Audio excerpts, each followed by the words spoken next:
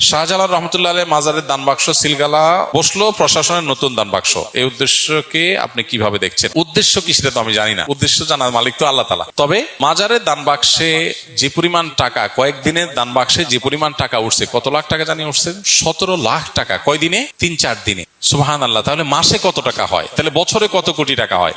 এই টাকাগুলো কই যায়? অবশ্যই এই টাকার তসরুপ বা এই টাকা আপনার তথাকথিত খাদেমরা বা পেছনে থাকা লোকেরা যদি এই টাকা ভোগ করে টাকা পয়সা উড়ায় বা টাকা অন্যায়ভাবে আত্মসাৎ করে, তো সেখানে তো প্রশাসনের কাজ করাই উচিত। প্রশাসন তো এমন এই কাজ যদি সেইটাকে দমন করার জন্য হয় এবং এটা প্রপার ইউজের ব্যবস্থা করা হয়, তাহলে এটা প্রশংসনীয় কাজ, অবশ্যই প্রশংসনীয় কাজ। আমাদের দেশে মানুষ কত সহজ সরল। আমরা মাজারে টাকা দেই। মাজারে কেন টাকা দেই? বিপদ দূর হওয়ার জন্য না, মনের আশা পূরণ হওয়ার জন্য না। মাজারে টাকা দিলে মনের আশা পূরণ হবে, বিপদ দূর হবে। এতে কোরআন বা হাদিসে কোথাও আছে? নাই, কিন্তু আমরা দিচ্ছি। বহু মসজিদ টাকার অভাবে বানানো যাচ্ছে না, বহু মাদ্রাসা টাকার অভাবে ছেলেরা বাচ্চারা খাবার পাচ্ছে না, বহু গরিব মানুষের বাসায় খাবারের ব্যবস্থা নেই, বহু বেকার সামান্য একটু টাকার জন্য বেকারত্ব দূর হচ্ছে না।